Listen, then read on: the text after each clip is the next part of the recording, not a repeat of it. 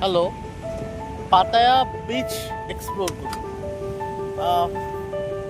অন্যান্য দিনের চেয়ে আজকে যেটা ডিফারেন্স সেটা হচ্ছে পাতায়ার আজকে ওয়েদার খুব ভালো, একদম রোদ নেই সেরকম, প্রচণ্ড বাতাস, গরমও নেই, আর যার সবাই বেশ উৎফুল্লই মনে হচ্ছে। এই এলাকাটা একদম এখন মোটামুটি ফ্রি, কারণ সবাই বেশিরভাগই হয়তো বা রাত্রের মৌজ মাস্তি করে ঘুমাচ্ছে, না হলে কোরাল আইল্যান্ডে বেড়াতে গেছে। যেটা আমার এই জায়গাতে ভালো লাগে যে বিচটা এত উত্তাল না, এত মানুষজনের ভিড় থাকে না, আর সেই সাথে বিচটা হচ্ছে আমাদের কক্সবাজারের মতো এত নোংরা না। সুন্দর বিচ, যথেষ্ট বাতাস, তো একেবারে বিচের কাছাকাছি।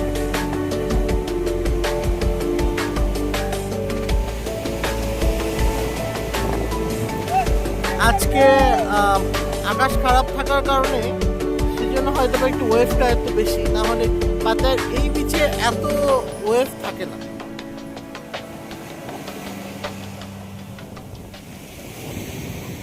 বাতাসটা এত ভালো লাগছে যে মনে হচ্ছে ঘুম ঘুম পেয়ে যাচ্ছে।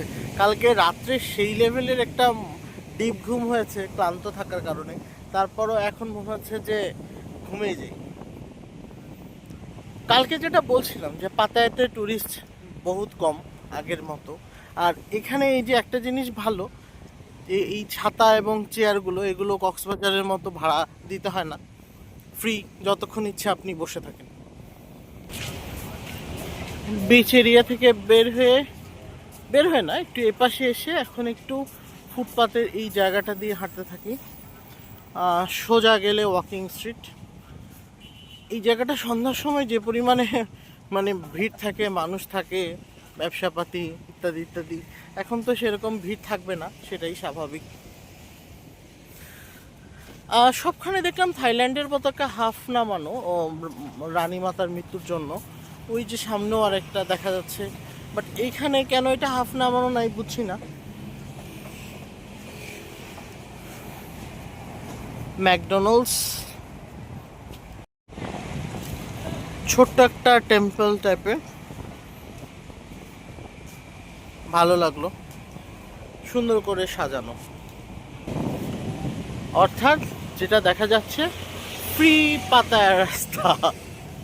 এখন বাজে 12টা 10, মোটামুটি বিজি টাইম তো শুরু হয়ে গেছে, কিন্তু তারপরও বিজি নেই। যাই হোক, এটাই ভালো। বেশি হাউকাউ থাকলে আবার বেশি বিরক্ত লাগতো। আমার খুব ভালো লাগছে বাতাসটা। কোকোনাট। থাইল্যান্ড বা হচ্ছে মালয়েশিয়া এসব জায়গায় আসলে একটা যেটা হয়, প্রচুর হাঁটতে হয়। সো হাঁটতে হাঁটতে ওয়েট কমে যাওয়ার সম্ভাবনা থাকে বা থাকে না।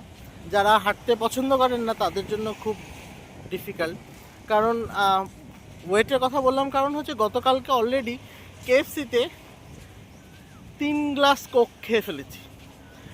যেটা হয় পাতায়াতে আপনি যদি কেএফসিতে খান, ওখানে ড্রিঙ্কসগুলো আনলিমিটেড, সো আপনি বারবার হচ্ছে ওখান থেকে রিফিল করতে পারবেন।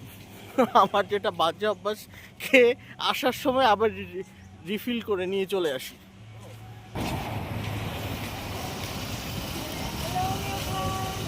উনি আমাকে বেশ কিছুক্ষণ ধরেই বলছিলেন কোকোনাট মাসাজ, সো আপাতত কোকোনাট এবং মাসাজের দরকার নেই, ব্যাগের মধ্যে পানি এবং নিয়ে এসেছি।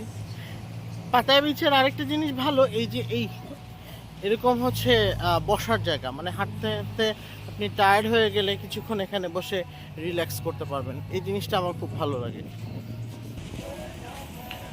নর্মালি আমরা যে সময় আসি, মানে অনেক মানুষজন, গ্যাঞ্জাম থাকে, এই রাস্তাটার আসলে রিয়েল বিউটিটা বোঝা যায় না, যেটা আজকে ফিল করতে পারছি। অসাধারণ সুন্দর গাছগুলো, নারিকেল গাছ, এবং পুরো রাস্তাটা তো সুন্দর করে পরিষ্কার করা। দেখেন এখানে আরেকটা জিনিস, যে এত ট্যুরিস্ট আসে এখানটাতে, তারপরও পরিচ্ছন্নতার কিন্তু কোনো সমস্যা নেই, কারণ কেউই ওই যেখানে সেখানে প্লাস্টিক বা এগুলো ফেলছে না। পাতায়াতে কিন্তু অনেক প্লাস্টিকেরই ইউজ হয়, 7-Eleven থেকে আপনি যত জিনিস কেনেন সবখানেই আপনাকে প্লাস্টিক দিবে ব্যাগ, কিন্তু যেখানে সেখানে প্লাস্টিক ব্যাগ পড়ে থাকতে দেখবেন না। বুড়া স্যার একজনকে পেয়ে গেছে, সেও খুশি, মাইয়াও মনে হচ্ছে খুশি। ওহো, বুড়া তো চলে গেল, আহা, ব্যবসাটা মিস হয়ে গেল। আরেকজন বুড়া চাচা দৌড়াতে দৌড়াতে আসতেছেন।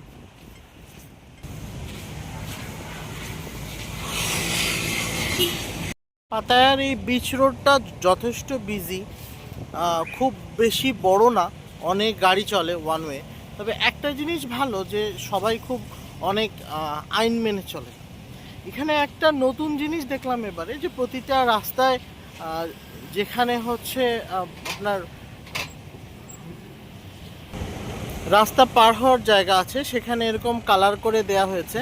এবং নর্মালি সন্ধ্যার সময় যেটা দেখলাম যে এই জায়গাটাতে লাইট জ্বলে, রাস্তার মধ্যেও লাইট তারা মানে রাস্তার উপরে তারা লাইট কানেকশন দিয়ে দিয়েছে। সো এটা যথেষ্ট ভালো, কারণ এত মানুষ এপার থেকে ওপার, ওপার থেকে এপার দৌড়াদৌড়ি করছে। এখন রোদ উঠেছে, সানগ্লাসটা রুমে রেখে চলে এসেছি, এবং সেই সাথে অ্যাকশন ক্যামেরা যেটা কিনলাম সেটাও নিয়ে বেরোই। মানে অযথা কী যে করি মাঝে মাঝে বুঝি না। হিলটন হোটেল, এই হিলটন হোটেলের টপে একটা খুব দারুণ রেস্টুরেন্ট আছে। আপনারা যারা আসেন পাতায়াতে বা আসবেন তারা এই রেস্টুরেন্টটা অবশ্যই একটু এক্সপ্লোর করার চেষ্টা করবেন। পয়সা লাগবে, পয়সা ছাড়া তো আর কিছু হয় না, মানি হ্যায় তো হানি হ্যায়। আমরা কিছুক্ষণ হেঁটেই মনে হচ্ছে কাহিল হয়ে যাই, কিন্তু এই যে বুইড়া বুইড়া চাচারা, এনারা দেখি সেই সারাদিন ধরে হাঁটতেই আছে, হাঁটতেই আছে, হাঁটতেই আছে। এনাদের এনার্জি লেভেল সেই, যদিও বিচ রোডটা অনেক বড়, অনেক মানে অনেক হাঁটতে হয়, কিন্তু এনাদের সেই লেভেলের এনার্জি।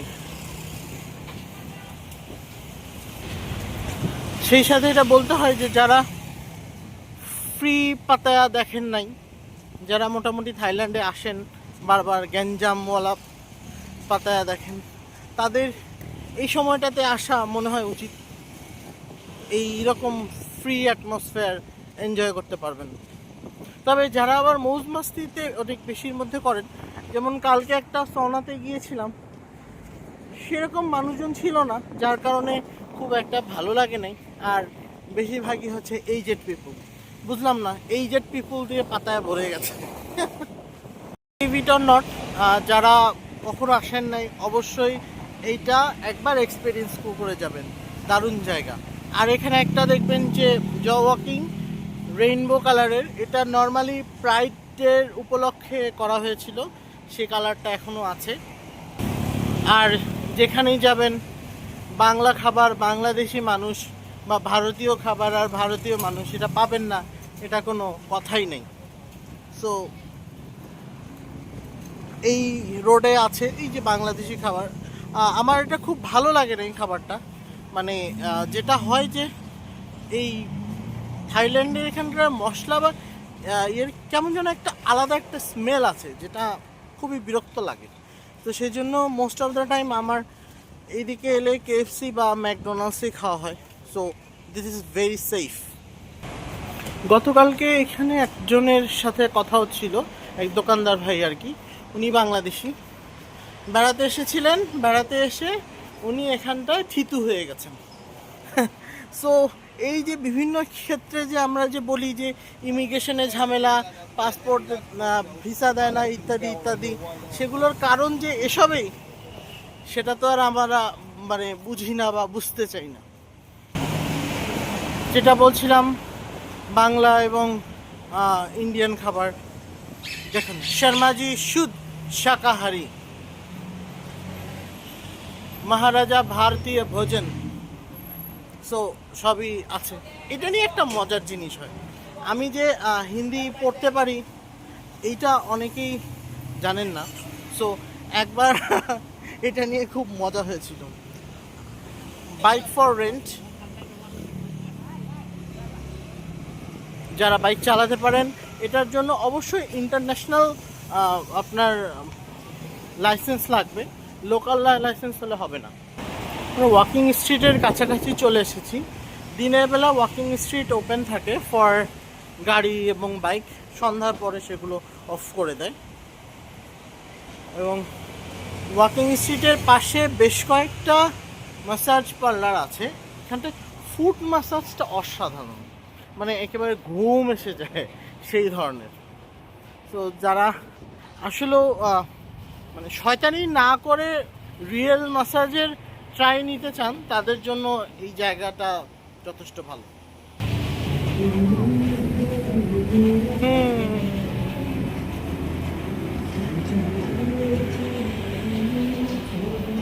সো আমি এই পাশে যাব।